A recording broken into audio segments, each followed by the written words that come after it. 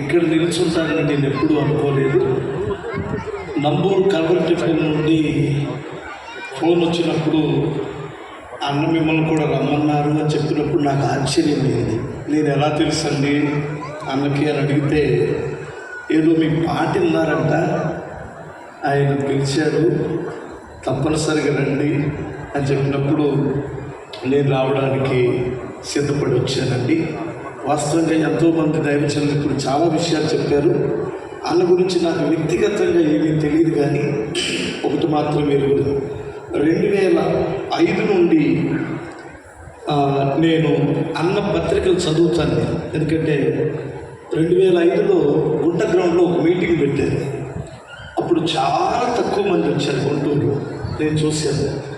ఆ తర్వాత ఒక ప్రపంచం, నేను ఆశ్చర్యపోయాను. ఏంటంటే అప్పుడు అసలు జనమే లేరు, ఇప్పుడు ఎలా వచ్చి ఉండొచ్చు.